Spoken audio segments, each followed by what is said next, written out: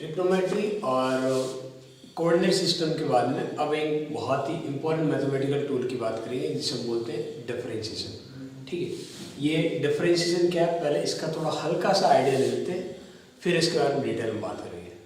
Differentiation basically एक mathematical tool है, यानी कि मैथमेटिकल ऑपरेशन है जो आपको रेट कैलकुलेट करने में हेल्प करेगा। क्या कैलकुलेट करेगा? रेट। अब रेट तो आपने बहुत बार पहले भी कैलकुलेट कर चुके हो, लेकिन अब तक आपने जहाँ भी रेट कैलकुलेट किए ना, वहाँ पे हमेशा एवरेज रेट कैलकुलेट किए। क्या कैलकुलेट किए? Average rate. मैं थोड़े से एक दो आपके पुराने एग्जाम्पल्स आपको एहसास दिलाता हूँ कि रेट की बात कहाँ कहाँ पे हुई। जैसे आप याद कीजिए कि आपने 9th क्लास के अंदर एक टॉपिक पढ़ा था, स्पीड। स्पीड की डेफिनेशन क्या थी? Rate of change in distance, या rate at which distance is travelled. ये था, यानी कि कितनी डिस्टेंस ट्रेवल हो रही पर सेकेंड, यानी कि आप एक पर्टिकुलर टाइम इंटरवल ले रहे हो, यानी टाइम स्टॉप वॉच की रीडिंग में कितना डिफरेंस आ रहा है, that is the time interval. उस इंटरवल के अंदर कितनी डिस्टेंस की रीडिंग में चेंज आ रहा है, that is the distance travel by particle. तो distance travel divided by time interval, यानी कि टाइम के रिस्पेक्ट में आपने डिस्टेंस में चेंजेस देख रहे हो कि जब टाइम में चेंजेस होता है तो डिस्टेंस में कितना चेंजेस हो रहा है। ठीक है, इस तरीके से वहाँ से आपने स्पीड कैलकुलेट की थी। सिमिलरली इसी मैनर में आपने वेलोसिटी की भी बात कर रहे थे, rate of change in displacement बोल देते थे। ठीक है, तो वो रेट था। और भी बहुत सारी चीज़ें हैं जहाँ पे आप रेट की बात कर सकते हो। ठीक है, जैसे आप मान लीजिए कि आप बाज़ार जाते हो और बहुत ही छोटे से एग्जांपल देखो कि आप शॉपकीपर को जाके बोलते हो मेरे को 5 पेन दे दो। ठीक है, तो वो आपको 5 पेन देता है, एक पैकेट देता है 5 पेन का, और आप उसे 25 रुपये देते हो। अब यदि आपके पेरेंट्स आपसे पूछेंगे पेन की क्या रेट है, तो क्या बोलोगे? आप बोल दोगे कि हाँ, एक पेन की रेट 5 रुपीज़ है। नॉर्मल सी बात है। तो ये जो 5 जो आपने नंबर बताया ना, ये कहाँ से बताया कि total price divide by number of pen, उससे कहीं ना कहीं एक पेन की, यानी कि पेन की क्वांटिटी में चेंजेस करने पे पर पेन कितनी कॉस्ट आ रही है। जैसे पर सेकेंड कितनी डिस्टेंस आ रही है, वैसे पर पेन कितनी कॉस्ट आ रही है। तो रेट ज़रूरी नहीं है कि हमेशा वक्त के रिस्पेक्ट में हो, टाइम के रिस्पेक्ट में, सब बिल्कुल ज़रूरी नहीं। रेट होता है। रेट मतलब किसी एक पर्टिकुलर क्वांटिटी या एक वेरिएबल में क्या चेंजेस आ रहा है जब आप दूसरे वेरिएबल में चेंजेस करते हो। ठीक है, तो एक वेरिएबल का दूसरे वेरिएबल के रिस्पेक्ट में जो चेंजेस है उसे हम बोलते हैं रेट। और ये रेट आप कैलकुलेट कर चुके हो, लेकिन आपने हमेशा कौन सी रेट कैलकुलेट किए? वो थी एवरेज रेट। कौन सी रेट कैलकुलेट किए? Average rate. एक रेट को मैं एकदम फॉर्मेट में, सिंपल फॉर्मेट में बोलूँ। ठीक है, तो सपोज दो क्वांटिटी ले लेता हूँ, एक x एक y। मेरे को भी नहीं पता x कुछ भी हो सकता है, y भी कुछ भी हो सकता है। और ये बोल रहा हूँ कि x के अंदर वैल्यू को चेंज कर दिया मैंने x1 से x2। पहले x1 था, अब इसको चेंज कर रहा हूँ x2 तक। और जब x1 वैल्यू थी तो एक और वेरिएबल जो x से रिलेट कर रहा है, x पे डिपेंड कर रहा है, उसकी वैल्यू थी पहले y1, और जैसे आपने x2 किया उसकी वैल्यू हो गई अब y2। यानी आपने x में चेंज किया, y में ऑटोमेटिकली चेंज आ गया। यदि मुझे यहाँ पे बोलना है कि rate of change in y with respect to x, कि x के रेस्पेक्ट में y में किस रेट से चेंज हो रहा है, तो मैं क्या लिखूंगा? मैं लिखूंगा y में चेंजेस डिवाइड बाई x में चेंजेस। ऐसा हो रहा है, क्या बोल रहा हूँ? y में चेंजेस डिवाइड बाई x में चेंजेस। इसी बात को हम बोलते हैं rate of change in y with respect to x। ये जो मैंने निकाला था ना, इसे हम बेसिकली बोलते हैं एवरेज रेट। क्या बोलते हैं? Average rate. अच्छा, ये एवरेज रेट वाला कॉन्सेप्ट पे जो हम दोबारा आ जाएंगे, आपको बिल्कुल अच्छे से एहसास देंगे, घबराने की जरूरत नहीं। एवरेज रेट यानी कि मैं इनिशियल और फाइनल वैल्यू से बात कर रहा हूँ, बीच में मैंने कोई वैल्यू की बात नहीं की। जब मैं सपोज x1 की स्टार्टिंग कोई वैल्यू है 3 और बाद में हो गई 7, तो 3 से जब 7 हुई उसके बीच के नंबर पे रेट के बारे में बात नहीं कर रहा हूँ, मैं इस पूरे इंटरवल के लिए बात कर रहा हूँ। ठीक है, तो उससे हम बोलते हैं हमेशा एवरेज रेट। यहाँ एक थोड़ी सिम्बोलिकली एक और चीज़ मैं ऐड करना चाहूँगा कि जब भी आप डिफरेंस लिखते हो ना, ये लिखते हो y2 माइनस y1, यानी कि चेंज इन y। इस बात को लिखने के लिए मैथमेटिकली आप ऐसा भी सिंबल वाइज लिख सकते हो। ऐसे एक ट्रायंगल जैसा कुछ दिखता है जिसे हम बोलते हैं डेल्टा। क्या बोलते हैं? डेल्टा। इसे लिख सकता हूँ delta y upon delta x, यानी कि y के अंदर चेंजेस डिवाइड बाई x के अंदर चेंजेस। ये वाला सिंबल हम यूज करते हैं जब हमारे पास डिफरेंस दिखाना हो कि पर्टिकुलर क्वांटिटीज में कि डिफरेंस, या डेल्टा y का मतलब y की डिफरेंस वैल्यू ली जाए, डेल्टा x का मतलब x की डिफरेंस वैल्यू की बात कर रहे हैं। ये मैथमेटिकली लिखने का तरीका, ऐसा लिखो आपकी मर्जी है। ये बहुत जगह आपको इस फॉर्मेट में दिखेगा, इस वजह से मैं ही बता रहा हूँ, ठीक है। तो यहाँ से आपको हल्का सा पता लगा कि हम डिफरेंसेस में कहीं ना कहीं रेट के बारे में जाएंगे, और रेट क्या होता है ये हमें पता लगेगा। और मैं बार बार बोल रहा हूँ कि आपने अब तक डिफरेंशिएशन नहीं पढ़ा, क्योंकि आपको इसकी ज़रूरत नहीं हुई। ज़रूरत क्यों नहीं हुई? क्योंकि हमेशा हमारे लिए एवरेज रेट की बात पूछी गई थी, कभी हमारे पास इंस्टेंटेनियस रेट का नहीं पूछा गया था। अब ये इंस्टेंटेनियस रेट और एवरेज रेट, इन दोनों में डिफरेंस समझो, तब आपको एहसास होगा कि हम डिफरेंशिएशन पढ़ क्यों रहे हैं, ठीक है। अब थोड़ी सी मतलब एक बहुत ही बेसिक एग्जांपल जो आपको जल्दी एहसास दिलाए, मैं उस पर बात कर लेता हूँ। सपोज आप ये मानिए कि आप अभी इस वक्त बुरहानपुर के अंदर खड़े हो, और अभी का वक्त मान लीजिए कि 9 बजे है, ठीक है। 9 बजे आप बुरहानपुर खड़े हो और आपको बुरहानपुर से जाना है इंदौर। आप 9 बजे बुरहानपुर से स्टार्ट होते हो और आप मान लीजिए कि 10 बजे आप इंदौर पहुंच जाते हैं, 1 घंटे में आप इंदौर पहुंच गए। और दोनों के बीच की जो डिस्टेंस है, जो पाथ है, वो पाथ मान लेता हूँ कि आपके पास 80 किलोमीटर का ही है, यानी बुरहानपुर और इंदौर के बीच की डिस्टेंस 80 किलोमीटर। इस एग्जाम्पल से थोड़ा समझिए, यदि एक पर्सन 9 बजे स्टार्ट होता है, 10 बजे इंदौर पहुंचता है, ये उसका डेली का रूटीन है और 80 किलोमीटर डिस्टेंस है, तो आप सिंपल बोलोगे अच्छा 9 से 10 में पहुंचता है, मतलब 1 घंटे का वक्त लगा है, टाइम इंटरवल लगा 1 घंटे का, और कितने डिस्टेंस ट्रेवल की 80 किलोमीटर। तो आप बोलोगे कि शायद एकदम तुरंत दिमाग में स्ट्राइक करेगा कि वो जो बंदा है वो गाड़ी 80 किलोमीटर पर आवर की स्पीड से चलाता है। क्या मैं एकदम कॉन्फिडेंस से बोल देता हूँ कि सपोज 9:20 पे रास्ते में वो आपसे मिलता है, तो आप बता सकते हो जब आपको वो मिला रास्ते में, आपने उसे देखा, उस टाइम उसकी स्पीड क्या थी, इस इंफॉर्मेशन के बेसिस पे। एक बार सोच के देखो, 9:20 पे आप रास्ते में बैठे थे, आपके पास वो गुजरा, क्या आप बता सकते हो उस टाइम उसकी स्पीड क्या थी, इस इंफॉर्मेशन से कि 9 बजे स्टार्ट हुआ, 10 बजे पहुंचेगा, किलोमीटर वाइज 80 किलोमीटर, तो हम नहीं बता सकते, क्योंकि ज़रूरी नहीं है ना कि वो एक जैसी स्पीड से ही जाए, हाँ ना। हो सकता है कि कहीं जगह उसकी स्पीड स्लो हो, कहीं जगह फास्ट हो, हाँ, लेकिन पूरी जर्नी में यदि एक जैसी स्पीड एज्यूम कर लूँ, ठीक है, कि हर जगह एक जैसी स्पीड होती, तो वो स्पीड क्या होनी चाहिए थी, तब आंसर आता है 80 किलोमीटर पर आवर, ठीक है। लेकिन वो जो 80 किलोमीटर पर आवर बोलते हो, वो हमारी होती है एवरेज स्पीड। क्या होती है? Average speed. यदि 9:20 पे आपसे बोला जाए कि उस पर्सन की स्पीड कितनी है, तो हम आंसर नहीं बता पाएंगे इस इंफॉर्मेशन के बेसिस पे, ठीक है। और हमें कभी भी 8th और 9th 10th इन छोटी क्लासेज में कभी भी ऐसी मुसीबत में नहीं पड़े जहाँ पे ये बोला गया कि इस टाइम पे स्पीड बताइए, ऐसी बातें कभी नहीं हुई, ठीक है। हमेशा बातें कैसी हुई कि यहाँ चला, इतने में पहुँचा, बताओ एवरेज स्पीड कितनी है, ठीक है। वहाँ हमेशा एवरेज स्पीड के बारे में ही पूछा गया था, किसी मोमेंट पे स्पीड नहीं पूछी। स्पीड बेसिकली रेट ही है ना, तो वो बात नहीं हुई। अब उसको आप एक दोबारा शॉपकीपर वाले एग्जांपल से भी समझ सकते हो, थोड़ा और प्रैक्टिकल एग्जांपल से देखते हो। सपोज आपके ताऊ जी की एक शॉप है और ताऊ जी आपको बोलते हैं कि 10-15 मिनट के लिए काम कर, भाई बैठ जाए, मैं थोड़ा काम करके आ रहा हूँ। तो आप उनके शॉप पे बैठते हो और 1 बाय 1 कस्टमर आते हैं।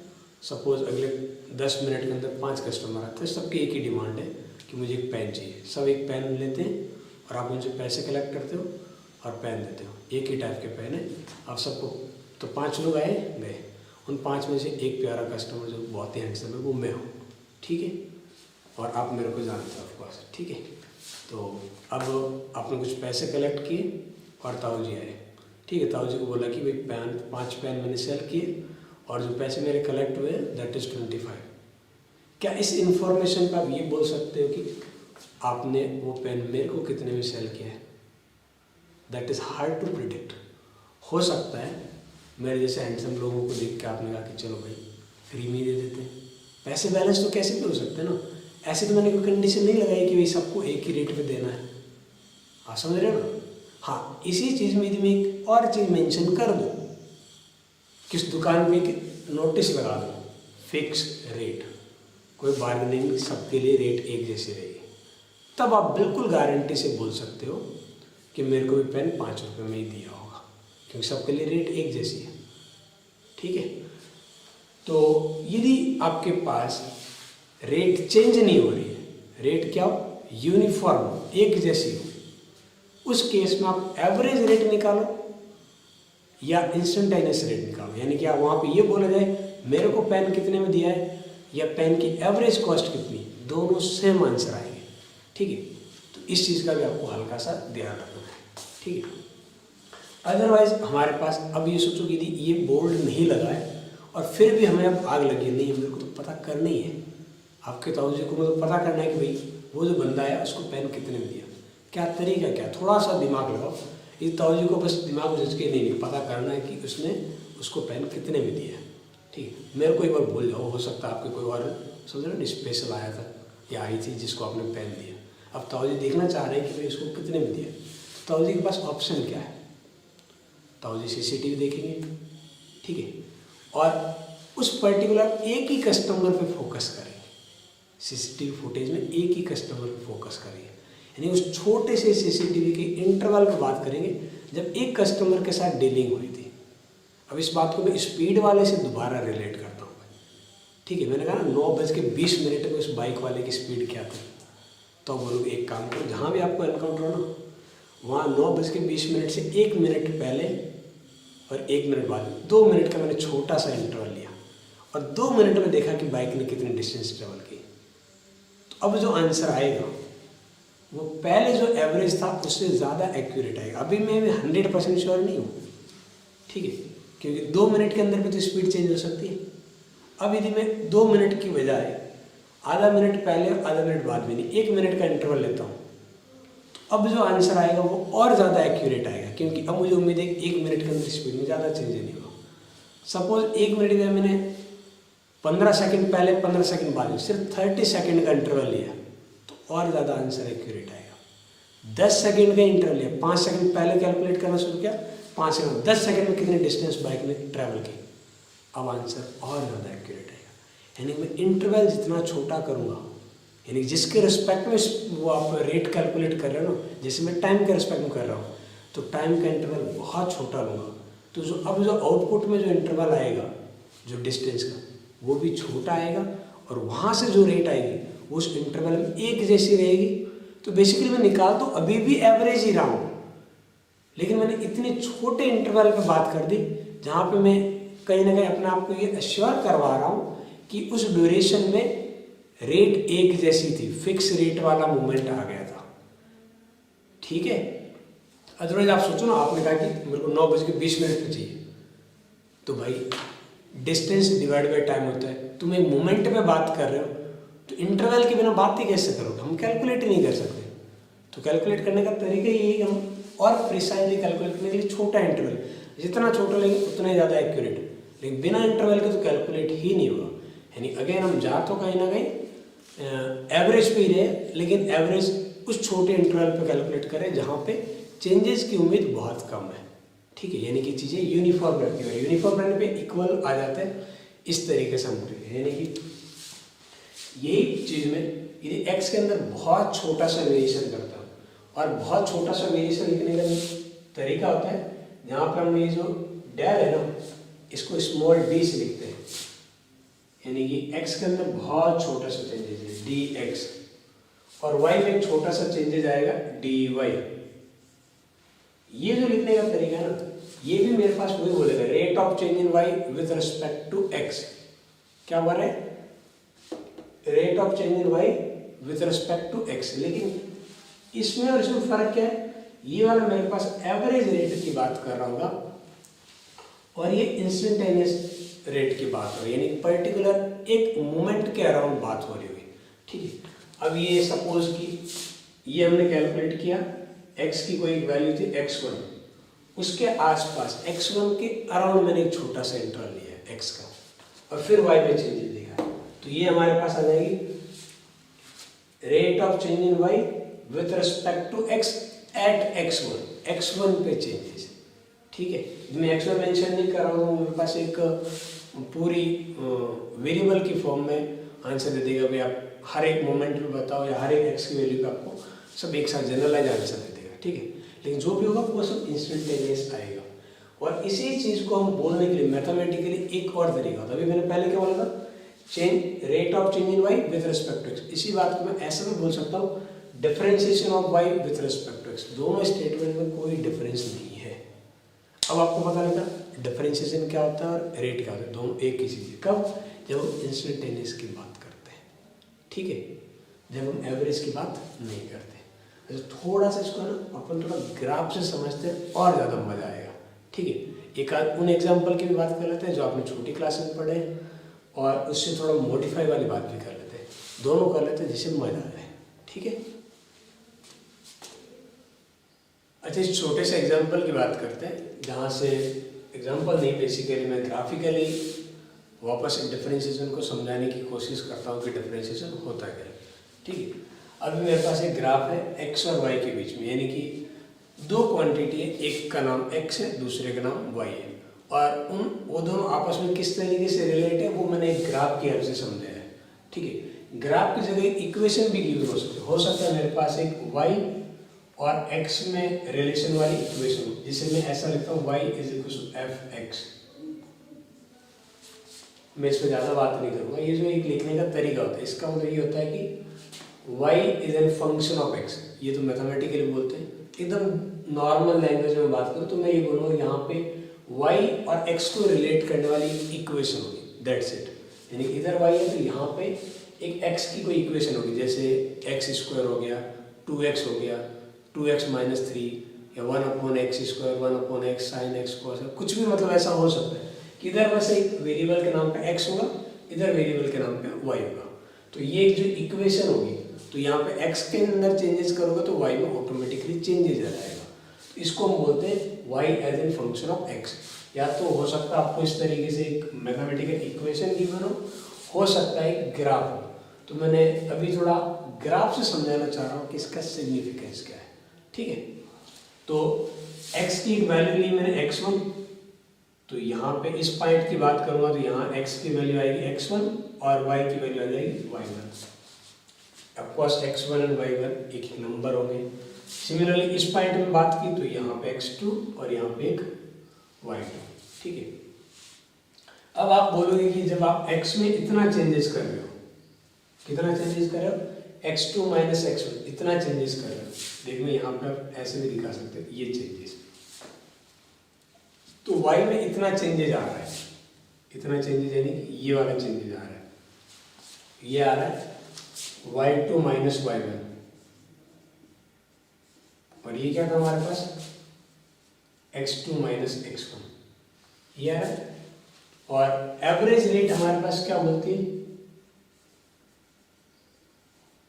वो होता है एक वेरिएबल के अंदर change with respect to other variable. तो यहाँ पे y के अंदर कितना चेंजेज आया x के रिस्पेक्ट में,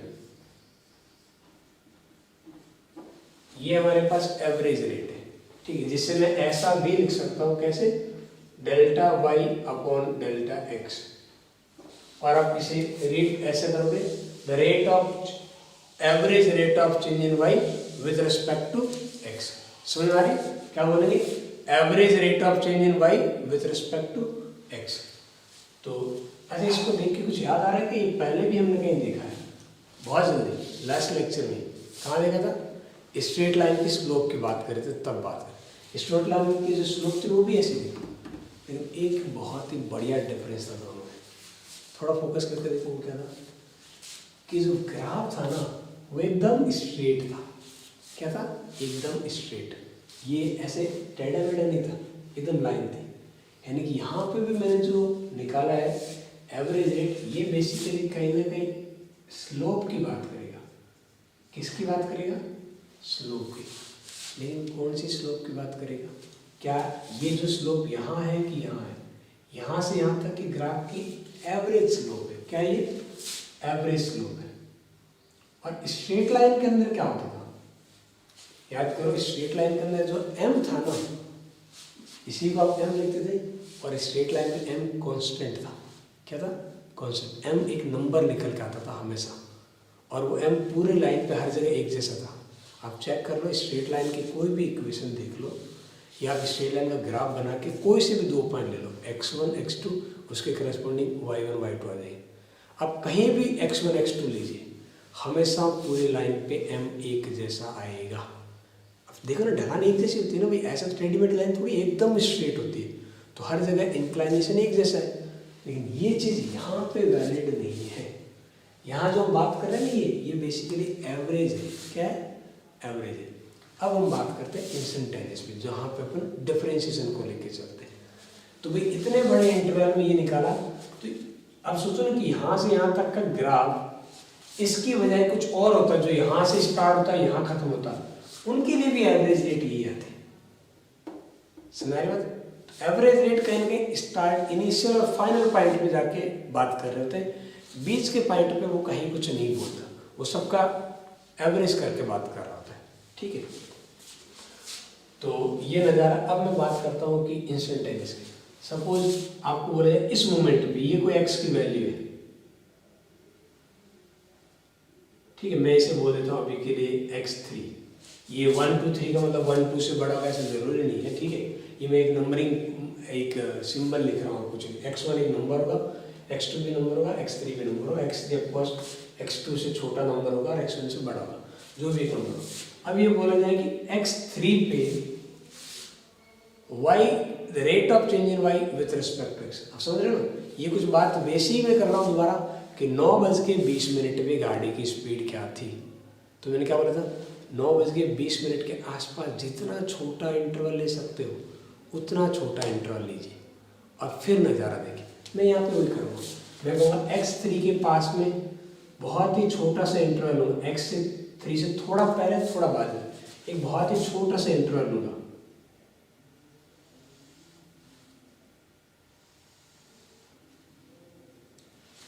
ये x3 के अराउंड एक छोटा सा चेंजेस दे रहा हूँ x में, जिसमें लिखूंगा dx, लेकिन इसकी सेंटर वैल्यू क्या ली मैंने? x3। तो मेरे पास y में भी y की 2 वैल्यू आएगी और दोनों वैल्यू बहुत ही क्लोज आएगी, छोटी सी। और ये जो वैल्यूज आएगी इनमें भी जो डिफरेंस है यहाँ से यहाँ तक, ये जो वैल्यू बात कर रहा हूँ, ठीक, ये जो डिफरेंस है इससे में y में बहुत ही छोटा सा डिफरेंस आएगा dy। जो डी सिंबल लगाते हैं ना, ये बताने के लिए कि उसके अंदर एक एलिमेंटल चेंज है, ये बहुत ही माइनर सा डिफरेंस है, बहुत ही छोटी वैल्यू है। ठीक, तो यहाँ पे अब मैं ये जो dy/dx करूँगा, क्या करूँगा? dy/dx, यानी मैंने डेल की जगह क्या लिया है? d कर दिया, यानी कि बड़े इंटरवल से छोटे इंटरवल कर दिया। तो अब मेरे पास फिर से ये रेट ही आएगी, लेकिन इस बार ये जो रेट आ रही वो एवरेज रेट आने के बजाय इंस्टेंटेनियस रेट आ रही।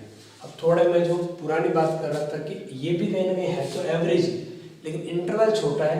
इंटरवल छोटा होने से आप देखो, ग्राफ तो मैंने रैंडम बनाया था, लेकिन इस पॉइंट कर रहा हूँ मैं, यदि यहाँ से यहाँ तक की बात करूँ तो ये ग्राफ स्ट्रेट लाइन जैसा दिख रहा है। इंटरवल इतना छोटा हो गया, आप कोई सा भी रैंडम ग्राफ बनाओ आप अपनी मर्जी से, उसमें बहुत ही छोटा सा पार्ट लो, ऑटोमेटिकली स्ट्रेट लाइन बन जाएगा।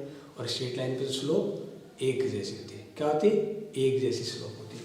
इस वजह से हमारे पास कहीं ना कहीं ये जो आंसर आया, ये बेसिकली अभी के लिए एज ऑफ नो x3 पे the rate of change in y with respect to x at x3, उस x3 पे y के अंदर चेंजेज है x के रिस्पेक्ट में, जिसे आप ऐसा भी बोल सकते हो differentiation of y with respect to x। क्या होगा?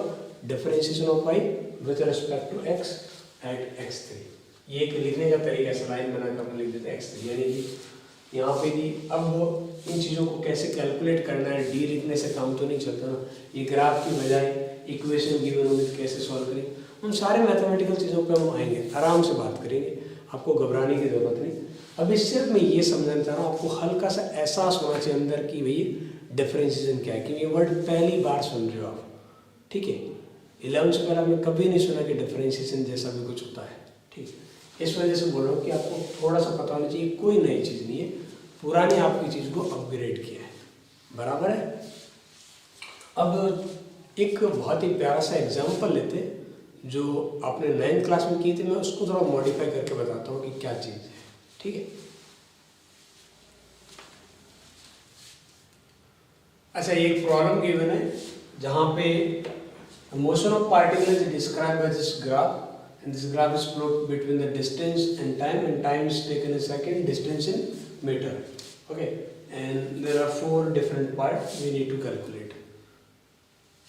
एक बार आप वीडियो को पॉज करके सोचिए क्या पूछा गया है और एक बार आंसर निकालिए, क्योंकि ये क्वेश्चन 9th स्टैंडर्ड के लेवल का ही है। क्या इसमें मैंने थोड़ा बहुत चेंजेस किए, हम उस पर बात करें, लेकिन एक बार आप इसे ज़रूर वीडियो को पॉज करके एक थॉट डालिए क्या क्या पूछा है। हो सकता है आप में से बहुत सारे लोग सही आंसर निकालें, ठीक है। फिर हम इस क्वेश्चन को डिस्कस करेंगे, बराबर है। उम्मीद है आप सबने कुछ न कुछ आंसर निकाला होगा। अब इसके डिस्कशन पे आते हैं। तो कौन सा ऑप्शन करेक्ट है? अबे जल्दी बोलो, कौन सा ऑप्शन करेक्ट है? कोई ऑप्शन करेक्ट नहीं, सारे डिफरेंट पार्ट, ठीक है, सबका आंसर निकालना। कोई ऑप्शन नहीं है, ठीक है। अब ये जो पार्ट पूछे हैं इन पे आते हैं, वन बाय वन। टोटल आपके पास जो पार्टिकल की जर्नी 6 सेकेंड के अंदर डिवाइडेड है, और टोटल स्टार्टिंग जब स्टॉप वॉच ऑन हुई तब आपने डिस्टेंस वाले रीडिंग भी लेना स्टार्ट किया, और जब 6 सेकेंड पे डिस्टेंस ये खत्म हुई तब 8 सेकेंड आप 8 मीटर डिस्टेंस ट्रेवल। पहला पार्ट पूछ रहा है कि फर्स्ट 2 सेकेंड के अंदर पार्टिकल की स्पीड कितनी है, ठीक। पहले 2 सेकेंड में पार्टिकल की स्पीड कितनी है। क्या उसने आपको एक मोमेंट पे कुछ पूछा है या एक इंटरवल में पूछा? पहले ये सोचिए। उसने कहा 2 सेकेंड का इंटरवल लेना। कब लेना? स्टार्टिंग के 2 सेकेंड का जो इंटरवल है उसके अंदर पार्टिकल की स्पीड है। तो 2 सेकेंड एक इंटरवल है, और इंटरवल की बात कर रहा तो वो कहीं ना कहीं एवरेज स्पीड की बात कर रहा, और एवरेज आप पढ़ के आए हो, ठीक है। एवरेज कैलकुलेट करने में कोई दिक्कत नहीं। आप बोलोगे कि पहले 2 सेकेंड के अंदर एवरेज पूछा, पहले 2 सेकेंड स्टार्ट कहाँ से हुए, यहाँ से लगा के यहाँ तक के बारे में बात कर रहा है, ठीक है।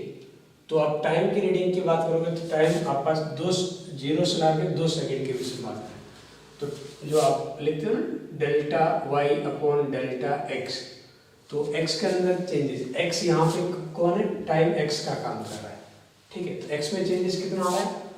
2 - 0, ये इंटरवल है।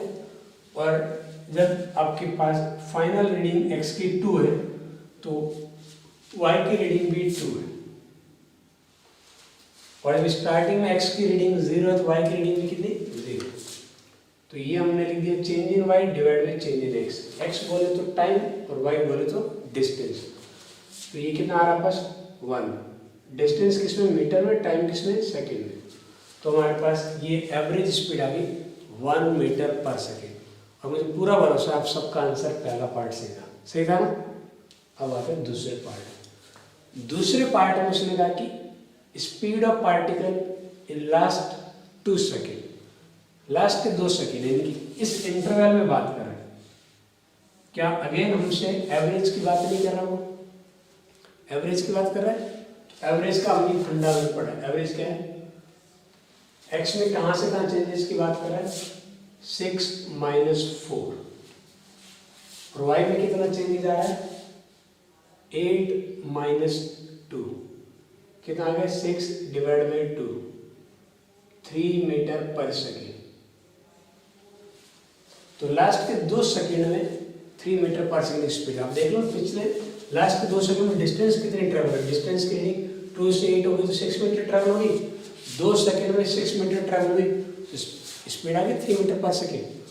तो ये वाला पार्ट भी बहुत सारे लोगों का सही रहा होगा, मुझे पूरी उम्मीद है, ठीक है। अब इंटरेस्टिंग पार्ट ये 2 है, इन पे फोकस करते हैं। ये 2 पार्ट क्या बोलते हैं वो बात करते हैं। एक बोलते हैं कि 3 सेकेंड पे स्पीड गिरी। क्या अब वो बोल रहे हैं कि स्टार्टिंग के 3 सेकेंड बोल रहा है या एट 3 सेकेंड बोल रहा है? दोनों में अलग है। वो बोला 3 सेकेंड का इंटरवल ले रहा है या एट 3 सेकेंड बोले, तो बोला एट 3 सेकेंड, यानी कि जब स्टॉप वॉच की रीडिंग 3 सेकेंड थी, उस मोमेंट पे स्पीड क्या थी, इसी मोमेंट पे स्पीड चाहिए, ना मुझे से पहले चाहिए ना बाद में चाहिए, एग्जैक्टली इसी मोमेंट पे चाहिए। जो मैंने 9:20 वाला एग्जाम्पल लिया था समझने के लिए, बिल्कुल वो स्टोरी में अब ग्राफ के हेल्प से आपसे पूछ रहा हूँ, बताइए। ठीक है, फिर से वो चीज़ आप चाहोगे इसके आसपास का इंटरवल है। भाई इंटरवल तो मैंने ऐसे बोल दिया, एक छोटा सा इंटरवल हो, हर बार उस छोटे से इंटरवल लेते क्यों है, इसलिए लेते हैं कि उस इंटरवल के अंदर चेंजेस ना हो, यानी कि उस इंटरवल आप बड़ा कर सकते हो। कब तक, जब तक आप इस बात की गारंटी है कि उस इंटरवल में स्लोप चेंज नहीं हुई। तो आप देखो 3 सेकंड के आसपास का आप उतना इंटरवल कोई भी लीजिए, आप देखिए 2 सेकंड से 4 सेकंड के बीच का ये जो इंटरवल है ना, क्या इस इंटरवल के अंदर एकदम फ्लैट स्ट्रेट लाइन है, स्ट्रेट लाइन ऐसे जरूर नहीं फ्लैट ही हो, ये भी स्ट्रेट लाइन है। तो यहाँ से यहाँ तक की बात करें, स्ट्रेट लाइन होनी चाहिए, चाहे वो एंगल पे हो, एंगल 0 पे हो, ऐसे फ्लैट हो, वर्टिकल, कैसे हो, स्ट्रेट लाइन होनी चाहिए। ठीक है, तो ये स्ट्रेट लाइन है, तो यहाँ पे स्लोप चेंज नहीं हुई, तो यहाँ पर आप एवरेज रेट निकालो या इंस्टेंटेनियस रेट निकालो, यानी कि यहाँ पे बोला जाए 3 सेकेंड पे स्पीड पूछता या 2.5 सेकेंड पे स्पीड पूछता, आपके पास 3.2 सेकेंड, 3.98 सेकेंड, 4 से कम और 2 से ज़्यादा, इनके बीच में कहीं भी एक मोमेंट पे पूछा जाता तो स्पीड हर जगह एक जैसी होती। क्यों? क्योंकि स्ट्रेट लाइन का ग्राफ आ रहा है, यहाँ ग्राफ स्ट्रेट लाइन नहीं होता तो मैं ग्राफ में डायरेक्टली नहीं बता पाता। ठीक है, फिर मुझे कुछ और तरीका देख लो, अभी तो मैं ग्राफ से बता सकता हूँ। आप बोलोगे इस इंटरवल में स्पीड देखो, तो 2 से लगा के 4 तक, इस इंटरवल में जब मैं एवरेज स्पीड की बात करूँ तो टाइम आता है 2 सेकेंड और डिस्टेंस में कोई चेंजेस हुआ क्या? नहीं, 2 की 2 है, तो आप लिखते हैं 2 - 2 डिवाइड बाई 4 - 2, कितना आ रहा है? 0। अब देखो 2 से लगा सेकेंड से लगा 4 सेकेंड तक डिस्टेंस की रीडिंग में चेंजेस नहीं रहा, यानी गाड़ी रुकी थी, तो यहाँ पे स्पीड कितनी? 0। तो इस पार्ट का आंसर आएगा 0। हो सकता है कुछ लोगों ने क्या गलती की, मैं बता देता हूँ कि 3 सेकेंड पे रीडिंग लिखी होगी 2, 0 सेकेंड पे रीडिंग लिखी होगी 0, तो ऐसा लिखा होगा 2 - 0 अपॉन 3 - 0 2/3 मीटर पर सेकेंड। ये बेसिकली पहले 3 सेकेंड में एवरेज स्पीड, क्या ये पहले 3 सेकेंड के एवरेज स्पीड, आपको क्या बोला? स्पीड एट 3 सेकेंड, आपको इंस्टेंट पे बात कर रहे हैं। ठीक है, समझ में आ रही है?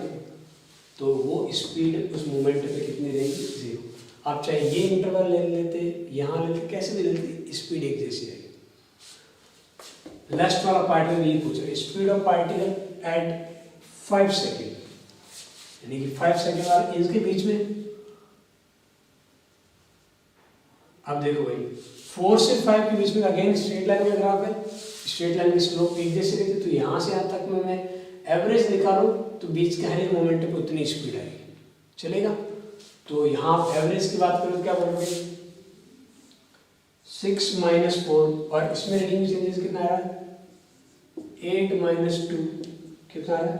6/2, 3 मीटर पर सेकेंड, यानी कि 4 सेकेंड से 6 के बीच में कोई भी मूवमेंट होता है, जरूरी नहीं कि वो ऐसे पूछा था, ऐसा पूछा था speed of particle at 4.2 second, 4.1 second, 5.2 second, 5.389 second, 5.998 second, 6 से कम और 4 से ज़्यादा कोई भी टाइम पूछ लेता तो उस पर हमेशा आंसर कितना था? 3 मीटर पर सेकेंड, क्योंकि यहाँ पे एक जैसी स्लोप है या स्पीड एक जैसी, स्पीड चेंज नहीं हुई है। सिमिलरली इधर वाले में 2 और 4 के बीच में कुछ भी पूछता तो आंसर क्या रहता? 0। ये जो लास्ट के 2 पार्ट है ना, ये भी इवन आपके 9th क्लास में पूछे जा सकते थे, नहीं पूछा तो बात अलग है। ये इसलिए पूछे जा सकते थे कि इन्होंने ग्राफ में भी स्ट्रेट लाइन दिया था, स्ट्रेट लाइन के अलावा यही पे कुछ और ग्राफ देता टेढ़ा मेढ़ा, फिर मैं आपसे पूछता तो नाइंसाफी हो जाती, क्योंकि उतनी नॉलेज आपको है नहीं उस टॉपिक पे, क्योंकि डिफरेंशिएशन तो आपने पढ़ नहीं रखा था। तो 9th तक की लेवल पे भी ये चीज़ तो पूछी जानी चाहिए थी, ताकि आपको थोड़ा सा इसमें और बढ़िया तरीके से क्लियरिटी हो। अब यही पार्ट यदि ग्राफ स्ट्रेट लाइन ना होकर थोड़ा टेढ़ा मोढ़ा होता और उसकी इक्वेशन गिवन होती, क्या होती है? Equation given. फिर जब सी और डी पार्ट पूछे जाते हैं तो उनको निकालने का जो तरीका है वही डिफरेंशिएशन है। क्या है, डिफरेंशिएशन। उम्मीद करते हैं इस पूरी स्टोरी से आपको एग्जैक्ट पता लगा कि डिफरेंशिएशन होता क्या है, कैसे डिफरेंशिएशन काम करता है। अब फॉर्मूला वाइज मैथमेटिकली हम किस तरीके से उसे यूज़ करेंगे, आंसर कैसे निकालेंगे, वो पार्ट अब बाकी, ठीक है। कुछ फॉर्मूले वाला पार्ट देखना बाकी आपको फीलिंग वाला पार्ट, एहसास करने वाला पार्ट आपको अच्छे से एहसास होगा।